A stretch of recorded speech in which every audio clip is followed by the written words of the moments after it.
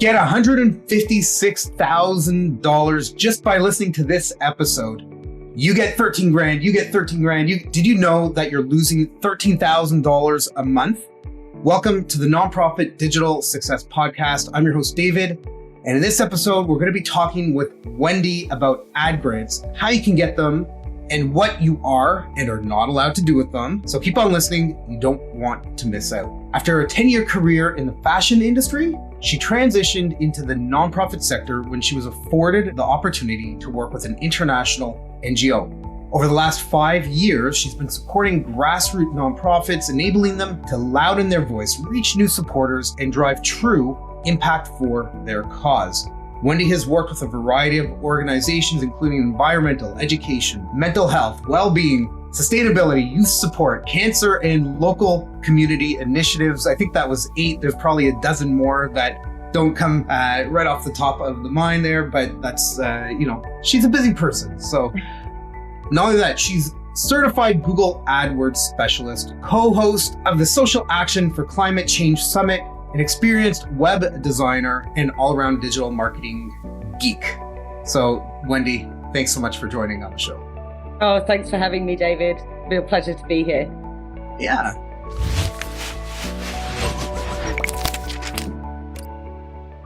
So we're going to be talking about ad grants and what you can do with them, what you can't do with them. Let's, I guess, first talk about them. There's 2 out there. Tell us about those. Yeah, so I think the one that people know the most is the Google Ad Grant. As we were just talking about before we got on the call, it's been around for a decade now. It's changed a lot in the last 10 years. But yes, Google offered the eligible nonprofits $10,000 a month to spend in Google search ads through their Google Ads platform. So that's the big one. And then more recently, in the last couple of months, Bing have introduced their own ad grant, which is Ads for Social Impact. And that's offering $3,000 a month in spend on the Bing advertising platform as well. So there you have it. That is the $13,000. The Microsoft Bing Ads for Social Impact is very new. We're hearing chatter that it's like overwhelmed. They have too many applications and it's taking a really long time to process. Don't get your hopes up. Go and apply. If you're listening to this, you've probably already heard about the Google Ad Grant. I think I've mentioned it in another episode or 2, but you might have known about it anyways from your own research. So let's, I guess, dig into Google Ad Grants. What are you allowed to do with it and who can get it? There's so many organizations that are eligible for it. In fact, providing that you are a registered nonprofit in one of the, I think, 55 countries that are now eligible for it, you should be eligible, providing you're not a school or education institution, a government organization, or a hospital or healthcare organization. Although with that healthcare organization, there is a slight caveat in that as well, because a lot of the sort of mental health care charities are eligible. But yeah, so providing you're kind of not one of those key organizations that to do with school, government, or hospitals, you're probably going to be eligible as long as you have a high quality website and you're a registered nonprofit in one of the countries that is eligible. And in fact, the application process for it is extremely, extremely easy. So all in all, for you to get set up and apply for this and get approved is probably take you around about an hour. It's literally a case of filling in a few forms, updating the proof of your charitable status, and waiting. You have to wait a little bit of time in between each of those forms for you to get approved for different things. But actually, time in front of your screen getting approved will take you about an hour. So it's very, very easy to get set up for it. So the question is it worth an hour of time to get $120,000 a year in free ad revenue? So that's a great question. It's debatable realistically, because not every nonprofit is suited to the grant. And I'd like to explain why that is. There are really a few key things that you need to make the grant work well for your organization. Number one is you need personnel resources. So you need to have somebody within your organization, within your team, that has an understanding or a capability for learning Google Ads. So if your organization is largely built on volunteers that kind of come and go through your organization, you're probably going to struggle with the Google Ad grant because you need somebody to work on it and you need somebody to work on it consistently.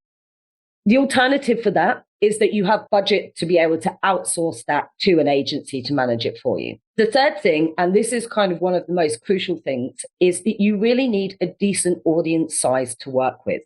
So if your organization is super niche or very local and only caters to a small area or a small population, you're probably not going to have enough prospective supporters to actually make the grant work and for the ads to run through the platform. So that's another really important thing to consider if you're deciding to get involved with the grant. The fourth thing is not only do you need a good quality website for it to work, but you need to have good quality content on your website for people to engage with once they land on your pages through your ad. And the fifth thing that you need is a comprehensive digital marketing strategy that the grant can be aligned to. This is not a standalone tool, despite the fact that some people kind of look at it and think, great, $10,000 of advertising a month. The only way you're going to really see true value of it is if it aligns to your larger digital marketing strategy and you understand where the grant can help you leverage some of those goals and objectives that you're trying to reach.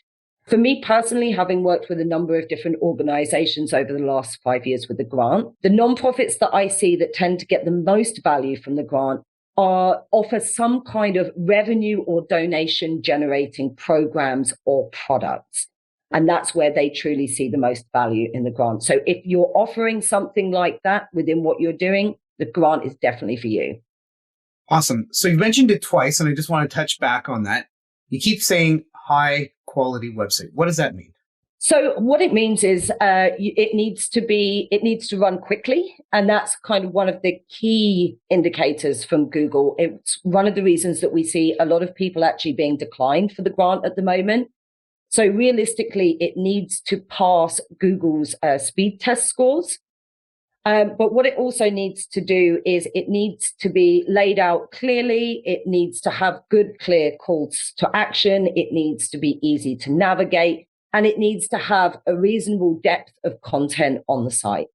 I think those are all really important things, whether you are applying for the grant or not, right? You want your website to load quick. One of the benefits is Google uses page speed as part of their algorithm metric crazy system of indexing and ranking websites in search. So if you have a fast site, if it's running on SSL, so it's HTTPS instead of HTTP, that makes a difference as well. Google is giving preference for HTTPS as well. You want to have a modern website, right? So something that works on mobile. And that also plays into Google's algorithm where they're giving preference to sites that operate and function properly on a mobile site, on a mobile device.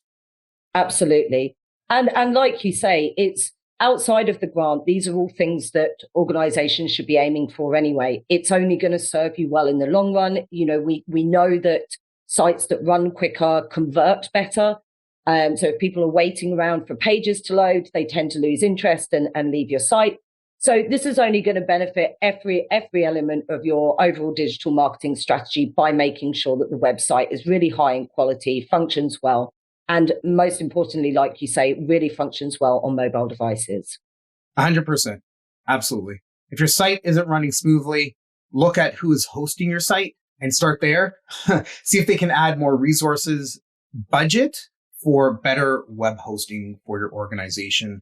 It is the cover page to your book. It is the resume for your organization. It's essentially an employee that works for you 24/7 in a marketing function and trying to drive volunteers and donors, right? How many times have you gone to a website, it was just slow to load and you're like, oh, forget this, you go back, right? Like people are doing that to your site if it's running slow, and it would be foolish to think that they're not doing that because you're a charity or a nonprofit, right?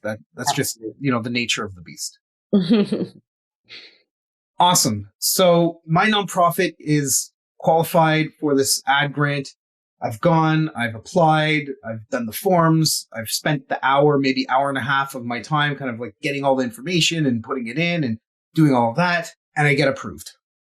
Awesome. What's kind of the next step? How can you use the ad grant to drive donations? Yeah, you can absolutely use the ad grant to drive donations. But the way of looking at this is that donations are very much a secondary action. I see a lot of organizations coming to us and saying, we're not seeing the results that we want from the grant. And a lot of the time it's because they're using keywords that are things like donate to local charity. And when you think about that, if you think about why people are using search engines, they're not using search engines to search for ways to give away their money. So it's important to recognize that you need to be able to draw people into your site and really use the Google Ad Grant as this kind of top funnel marketing activity. So it's really about brand awareness, and what we want to do is we want to drive as much traffic to the site as possible, but for terms and topics that pertain to the work or maybe the impact of the organization.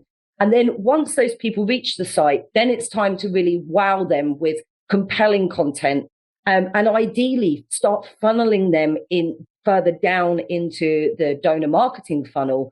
And whether that be through, funneling them onto the email list or funneling them into your social media following. But as I say, it's the donations are very much the secondary action. So yeah, we want to make sure that the site is optimized for donations. But I think it's quite interesting to note that we now know that it takes around 5 to 12 touch points with your marketing messaging before somebody's actually ready to hand over their money to you. And I know that that's very much a statistics from the e-commerce world, but it's relative, even more so, I think, to nonprofit organizations when you're not getting anything tangible back for your money. So you really need to build that know, trust, and like factor before someone's going to donate to your appeal or your cause. Now, obviously, there are a couple of exceptions when it comes to this, if you think about disaster relief campaigns, but as a general rule of thumb, we know that people aren't actively looking to give their money away, but they're compelled to give their money away once they reach your content, once you tell your impact stories. So yeah, it's very much treating this as a top funnel marketing exercise, drawing people in with things of topics and slightly maybe broader topics and terms that relate to your organization, relate to the work that you do, that people are actively searching for, and then making sure that you've got content that engages with them and you've got vehicles in place on your website to help pull those people further down into your marketing funnel. And then being able to nurture that interest, whether it be through email marketing or social media, to tell more of your story, to tell more of the work that the organization does, and then compel people to actually donate. So here's a question for you. Actually, before I get to that question, what I'm hearing is you need to have a compelling case and really create a story behind what it is that your organization is doing, right? Like if somebody were to walk up to you, you're walking down the street and they approach you like, hey, can you donate to our cause, right? Versus, hey, can I tell you about how we save at-risk youth from going down this path, right? And, let me tell you a story about how we do that, right? And then kind of engage them in that way. So having said that, the ad grant, great. I've created the copy, whatever imagery for the visual part of the ads, if it's going to be display ad versus just, text ad, that kind of thing. Homepage or maybe a new landing page? Yeah. What are your thoughts? It very much depends on the keywords that you're using. So in each ad group, you should have a set of tightly related keywords. So I'll give you a real life example. So one of my clients offers, it's a paid for course. They are a nonprofit. They offer a paid for course in mindful stress reduction. So that keyword itself is high competition. Yeah. So the other thing that you've got to remember about the Google Ad Grant is your ads are always going to sit in position of below paying advertisers. So we know that keyword is quite high competition. We're going to struggle to show for it. But we'll still put an ad in place there so that we can try and scoop up some of that traffic as, if our ads are showing for that. And I wouldn't take those people to the homepage. I would take them directly to the page that pertains to that specific thing that we're advertising for.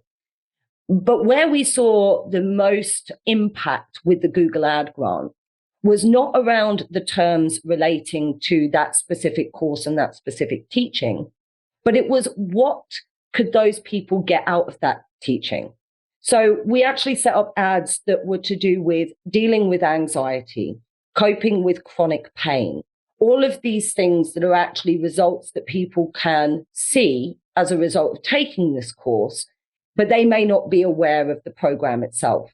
So you can see, and obviously we want to drive those people directly through to the page that makes most sense to the keywords that we're displaying, but also ensuring that we're thinking about what is of interest or what can people achieve or learn from what the content that we're putting out there or the programs or the services that we're offering without directly using those kind of high volume keywords. I think that's really important, right? You want to drive people into relevant content based on the keywords and what it is that ad is talking about, right? You don't want to just take them to some kind of generic page and then they're going to get lost and they're like, what is this, right? And then they're going to leave. And there's a trust moment there as well, right? Like they click through and they're seeing something radically different or not related at all, or it's really hard to find the related content to whatever that ad was speaking to. So I think that's an important takeaway for sure. Yeah. Okay. So you touched on this a little bit in terms of what you just said, but is there a right way and a wrong way to use the ad grant? Like, are there things that you're absolutely not allowed to do? I mean, there are sort of things that you're not allowed to do with the grant. I see a lot of people getting tripped up saying, we just can't get our campaigns published. And 9 times out of 10, it's because they're trying to create the wrong type of campaign. It's really important to remember that with the Google Ad Grant, you can only create search campaigns.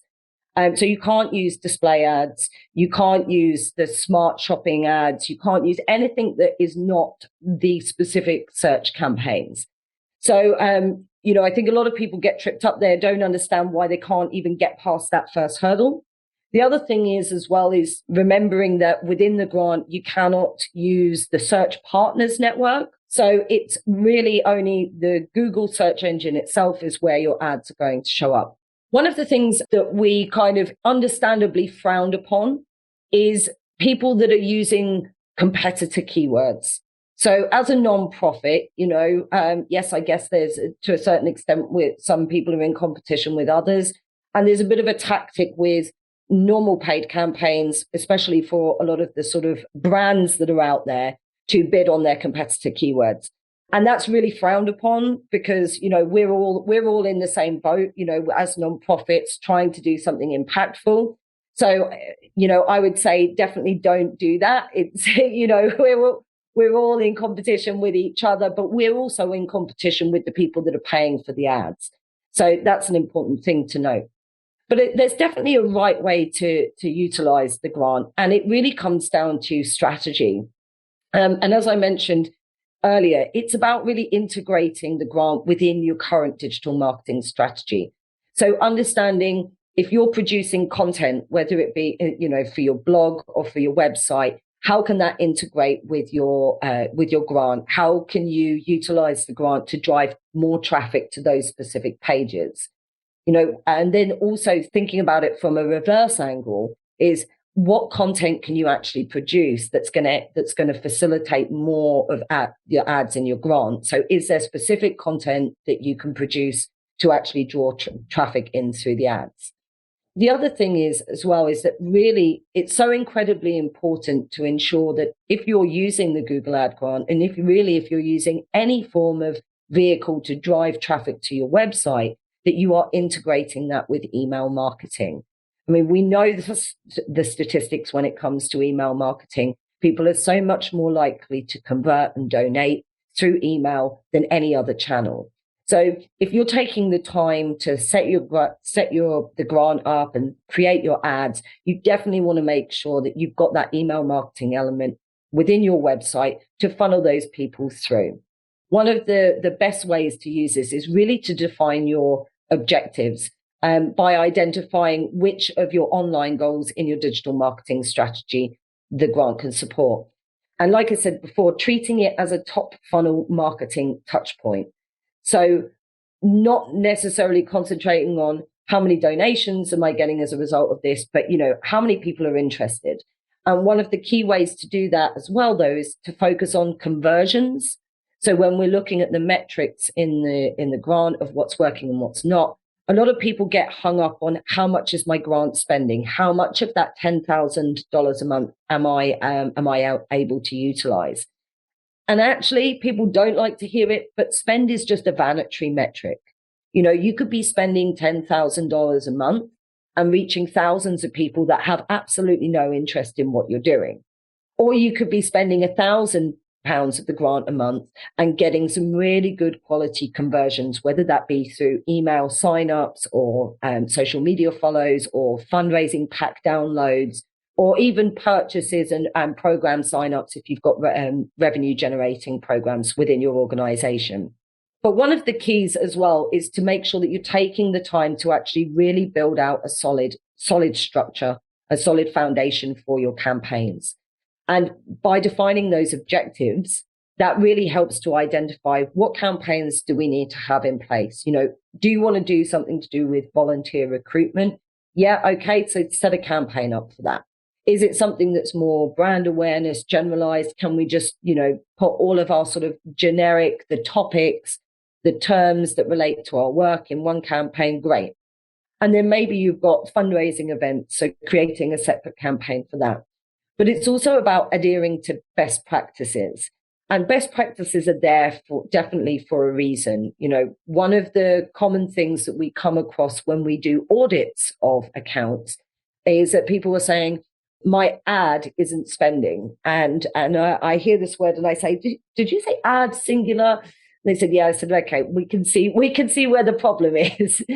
So it's about making sure that you've got enough ad groups and enough ads in place, and about making sure that you've got conversion tracking set up and you've got it set up properly, and that it's working correctly, so that Google has enough data to actually learn from what's going on in your ads or learn from the actions that people are taking on your website, to be able to use its machine learning to really optimize your account for the best results.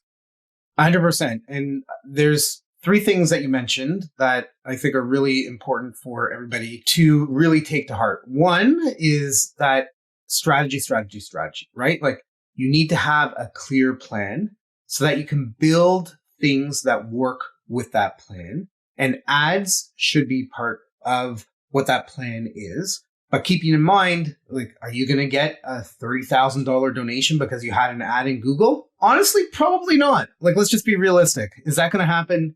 I would say it's really doubtful. If it happens, phenomenal. Let us know. Let us know what you did to make that happen. And, we'll feature you in a podcast episode as well. Even if you were able to get, a $2,000 donation or $1,000 donation because of an ad, let us know, because we would love to hear what your secret sauce, your formula was for making that happen. Think of it as top of funnel, a brand awareness piece, and, driving people into the content they want and trying to bring them into your ecosystem of awareness, right? Like, get them on your email list, get them to share content of yours to their social platforms that they are a part of and things like that, and get them to really feel what your organization does and understand the importance of it. And the third thing was analytics. Without any data, you're just going blind with it. You don't know what it is that you're doing, and you have no way of knowing if you tweak a word, right? If you make a slight change, how has that impacted in a positive or negative way, right? Like, not every month is just going to be, increasing and increasing and increasing. There are going to ups and downs with it as you're playing with it, especially if you're doing it yourself, right? It might not be your only focus in your organization. You need to expect that it's not going to go perfectly all the time, and that's totally acceptable. And don't worry about it. It's all good, right? This isn't money that you're actually spending out of your budget. This is money that is granted to your organization. So it's okay if you goof up. It's okay if you only spend $2,000 this month.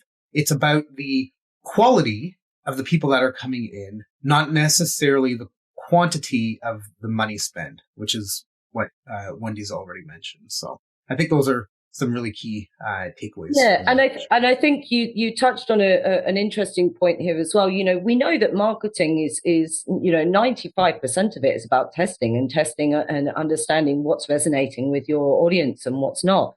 And actually, the Google Ad Grant is a great way to do that in terms of being able to test your ad copy. And like you say, with very minimal risk, because it's not really your money, your ad spend that's being spent. Now, a lot of nonprofits will actually couple the grant account with a paid account so that they can actually bid on those high competition keywords and get shown for those. So if you're doing that, the grant can provide a great test bed for working out what copy, what headlines, what landing pages are really helping to drive interest and engagement. And you can then apply that to not only, a paid Google account, but also potentially your social media ad copy or your email marketing copy. So yeah, again, it's a great tool for being able to test a lot of different things as well. So while we're just talking about testing, you don't have to use the ad grant to test the ads. You can use the ad grant to test what happens on the page when people get there, right? You can set up A/B testing with different calls to action, or you can test different headings that are on the page, or different positioning of an image versus the copy or video and that type of piece. But scientifically speaking, if you're testing, it's got to be one thing that changes for one thing, right? You don't want to have one thing drastically different, right? You need to know, okay, well, was it the color that affected it? Was it the placement? Was it the wording? Was it because I had a video instead of an image, or maybe no image, maybe just a whole bunch of copy, right? If you change too much, then you don't know what actually affected the results, right? And you need to give it time. It's not like you run it and then 2 days later, okay, here's what it is. Google, they're giving you $10,000, but that's not where they make their money, right? Yep. They're making their money off of businesses and organizations that are paying for paid ads. So to your point, Wendy, I think it's a really smart idea if your organization has budget to set some aside in terms of like digital marketing budget for actual ad spend. If you don't have budget, see if you can work it into your plans for next fiscal, right? And start having some conversations about why it might be important, and do it as maybe like a 1 year kind of test or a 6-month test where you put a few $1,000s a month aside for ads, or a couple $100s a month, whatever you're able to spend on it, because you are going to see results from it. Absolutely. Okay. I've got money set aside. And I'm going to do some paid ads, and I've got the $10,000 from Google, the $3,000 from Microsoft, and I'm doing all these ads, and I'm working on it, and I'm spending, I don't know, maybe 8 to 10 hours a week, kind of playing with the ads a little bit and reviewing the data and tweaking and stuff like that. What are some of the common mistakes that people listening or watching this on our YouTube channel can avoid by listening to this? Yeah, so one of the services we offer is an account audit and recommendations report. So what we do in that is we really do a deep dive into the account, identifying areas for improvement. And we see a lot of the same issues and mistakes being made. I think the most common one that we see is people that are only using high competition keywords in their ads. So when you start setting your ads up in Google, you've got the keyword planning tool, which is a fantastic tool. And it actually gives you an indication in that tool of how much competition is against each of those keywords. So as we know, with the Google Ad Grant, your ads sit below the paying advertisers. So if you've got high competition keyword, what that means is there's a whole line of people that are already waiting to pay for that keyword ahead of you. So quite often, if you're only using high competition keywords, you're not going to see any impressions. It's highly doubtful you're going to see any clicks because there's too many people in the queue in front of you. So a good tip there is to look for high volume, low competition keywords, which are what I like to call as low hanging fruit. The second thing we see is there's just not enough ad groups and ads in place. So somebody will set up a campaign and there'll maybe be 1 or 2 ad groups and an ad under each of those. And it's simply not enough to get traction on the account. So as a general rule of thumb, I recommend having a minimum of 4 to 5 ad groups per campaign and still having 2 ads in each ad group. So despite the fact that Google's now moving away from the expanded text ad, the requirements do still require you to have 2 ads in each ad group.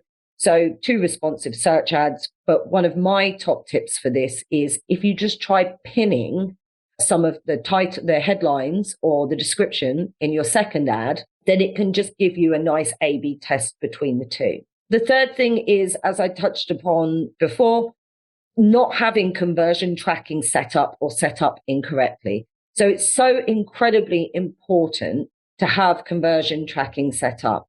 So we want to make sure that we're capturing those actions that people are taking.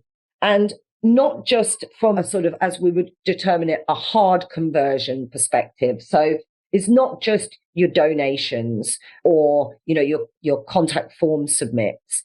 And those are obviously going to be your most valuable conversions, but also about building in other conversions which just show engagement and intent.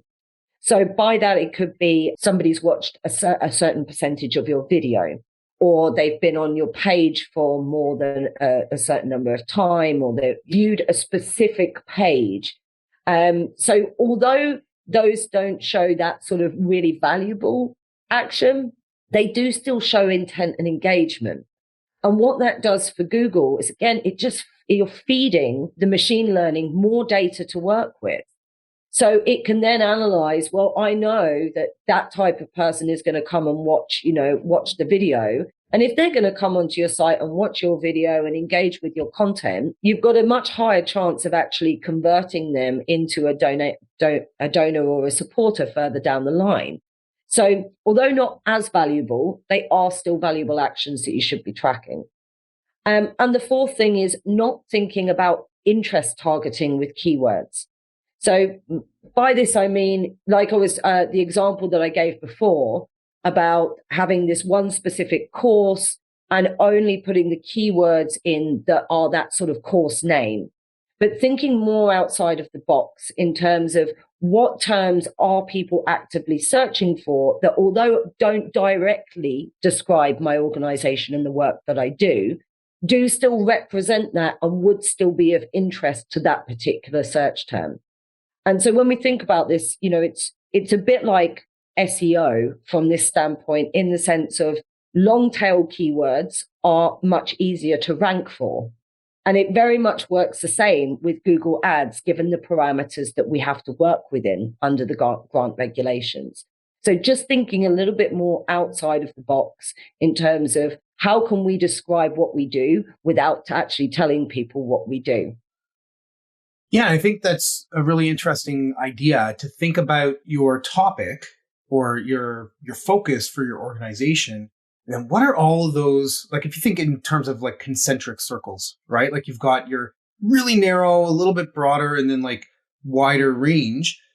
Do some thinking, some brainstorming, bring your executives in, bring some of your volunteers in, have some sessions where you're thinking about, all right, here's like, if you're focused on mindfulness as an organization or children, right? Like what are those words that are associated with it? And talk to the people that are coming and using your services or buying your products and see what is it that they're looking for, right? And without analytics, you're not going to know those things without asking, but getting the actual conversations flowing and talking to people, you're going to build out like a mind map, essentially, of keywords that are going to help you be able to target these ads in ways that maybe you wouldn't have been able to previously.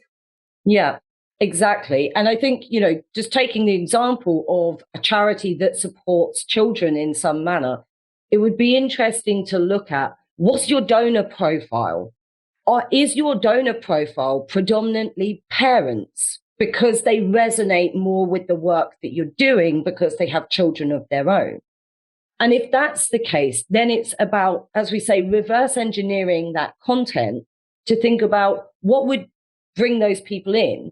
And if you're working with children and that's your area of expertise, the chances are you can put together very easily some great resources, whether it be a blog article or maybe it's a PDF download or something that actually is going to support parents in their role based on what you've already understood, what you understand and what you teach as an organization.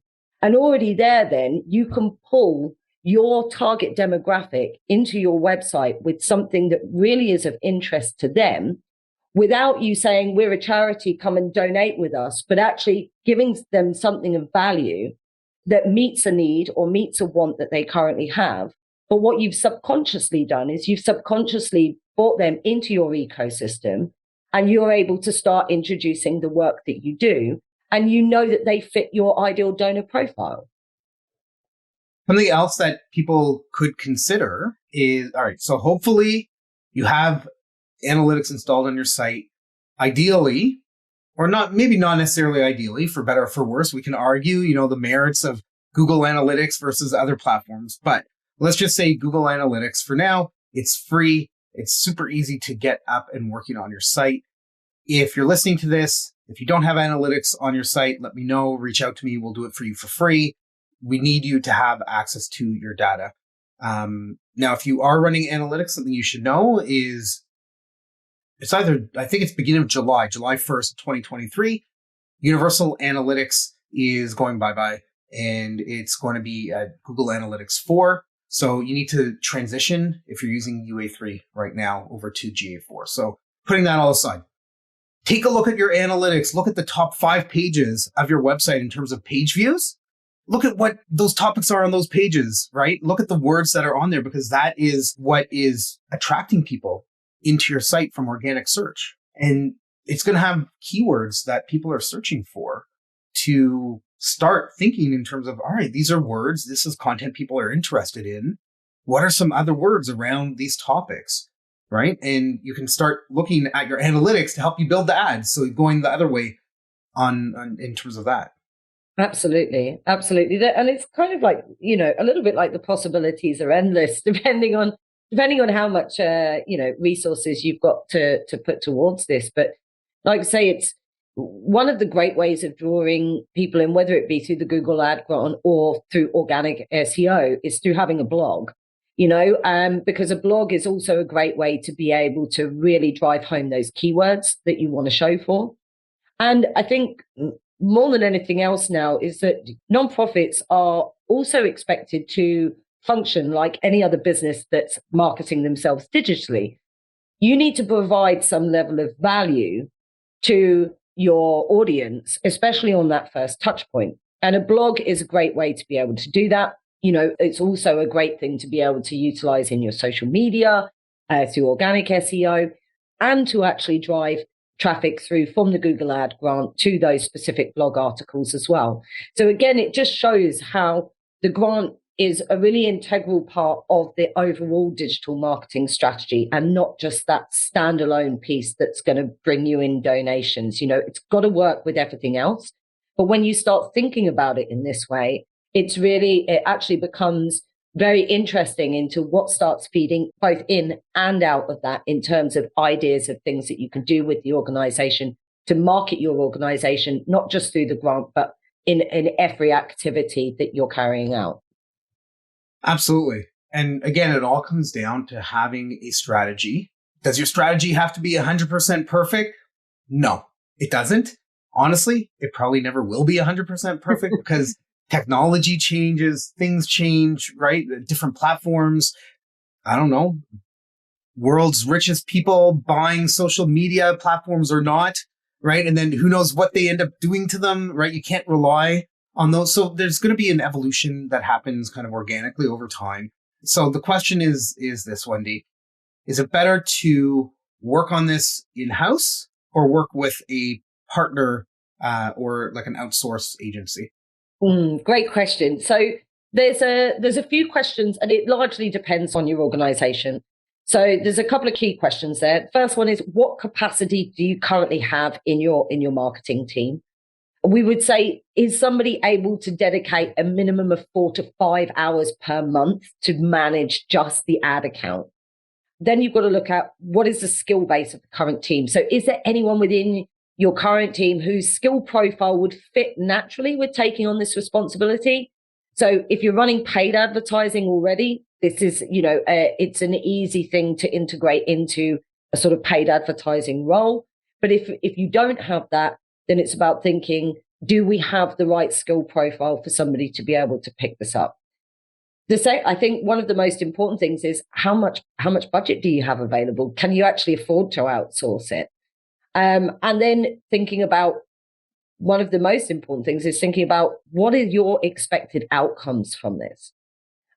So as I mentioned, organizations that have something to sell, or a donation generating product or service, are more likely to see a better return on investment than those that are just soliciting for donations or volunteers.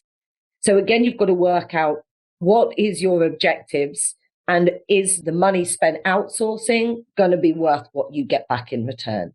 And then the last thing is just considering how big is the audience size. Small local charities are not going to see the same return on investment as those operating on a national level. If you're operating on a national level, you've got a big audience, it's going to be much more worthwhile for you to probably outsource it. But again, if you're sort of operating on a national level, you might already have the skill set of somebody within your team that can manage it themselves with a little bit of training. And then there are also hybrid options out there. We offer one, and I know a few of the other agencies do the same, which is actually to have an agency build out the account for you and then provide training for your team to be able to manage it on an ongoing basis. So that can also be a more cost-effective means of getting all of your ducks in a row, getting those really strong foundations built out, and then getting the training that your team needs to be able to continue the work from there. If you want to work on this on your own, I think it would be really wise to get some training, take a course or two, maybe a month or two, to kind of upgrade skills. For anybody that can kind of think analytically, this would probably be a really natural fit, because you have to look at the data, you have to analyze it, review, and kind of create some strategy around, moving forward for like the next month of ad or next quarter, depending on how you're structuring your strategy around that. But having said so, maybe having a little bit of budget for educational and maybe a little bit of like upgrading in terms of knowledge base, that type of thing. But I think it would still be really, really valuable to hire somebody who's an outsider to come in and take a look at your documentation, at your strategy, at your expected outcomes, to go, you know what, this makes sense. Great job. Or let's tweak this a little bit because, based on our experience, because we work with 20 other nonprofits doing this type of work, we know this and this and this to be true. And so in terms of best practices, think about doing it this way. Or maybe they set up the first one or two and work with you in order to give some of that knowledge transfer piece there as well. And I think that would be a really wise investment, not just in terms of like helping you get more eyes on your ads, but helping the people that are going to be working on this in your organization have a better understanding about, the process and the thinking around it. Absolutely. And I think there's just one thing that I want to call out there, because it's something that I have come across too many times that I care to mention. But if you're going to outsource this, if you're going to employ an agency to do the build out for you or train your team, please make sure they are well versed in the Google Ad Grant, because I have seen a lot of organizations come to me and say, we paid a PPC, a paid advertising organization, to build out our ad grant, and it's not working. And it's because the two things work very differently. So please just make sure that you choose somebody that has experience working with the grant, not just with Google Ads, because they are two different animals. 100%. So this has been super, super awesome. I know you've got like 3 things in terms of like giving away to the audience in terms of resources. So let's talk about those. what do you have for everybody listening? Okay, yeah. So just a couple of free things to give away. So if you're currently running Google Ads within your organization and you're not seeing performance that you want, we've got a 10-point checklist that you can use just to check off to make sure that you've got certain things in place. What we find is that 9 times out of 10, if an account isn't working as it should be, it's down to one of these reasons. So download that. And also one of the other things is I touched upon the importance of being able to funnel people further down into your donor marketing funnel using the grant. So we've got a great guide around how to develop an irresistible lead magnet for your nonprofit, which is really going to help you to convert those people and pull them further down into your funnel and guarantee you those additional 5 to 12 touch points that we mentioned earlier and be able to nurture their interest and convert them into donors. The other thing that we do have as well for anybody that just wants a bit of additional support is we do have a dedicated Facebook group, which is purely for the Google Ad grant. Within that group, we've got some fantastic experts, actually some agency owners, people that are very well versed in the grant. So please feel free to join that. If you want to ask me any questions directly, you can do so in that group. And if you've got any general questions about the grant itself, how it works, post them in there and you will get some fantastic responses and support.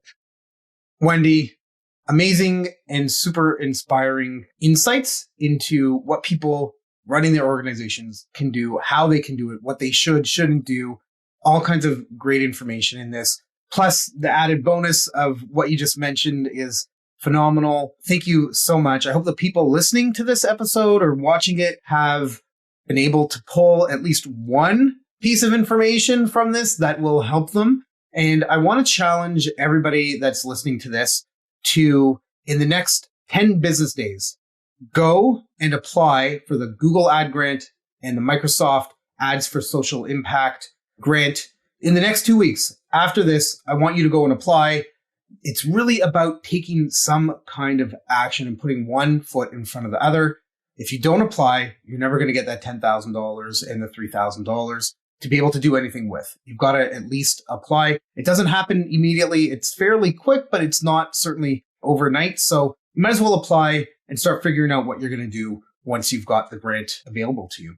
So everybody, you can head over to Wendy's website. It's at do-nation.world.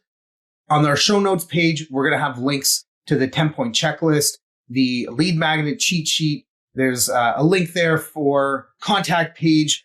There's also a handy guide that she's put together, a questionnaire on her website to know whether you would qualify for the grant or not. So super easy. It's, I don't know, a handful of questions and it'll tell you whether you're eligible or not. So head over there, do-nation.world, or go to our show notes page and get the links. Thanks again so much, Wendy, for hopping on the podcast. It's been great having you here on the Nonprofit Digital Success Podcast.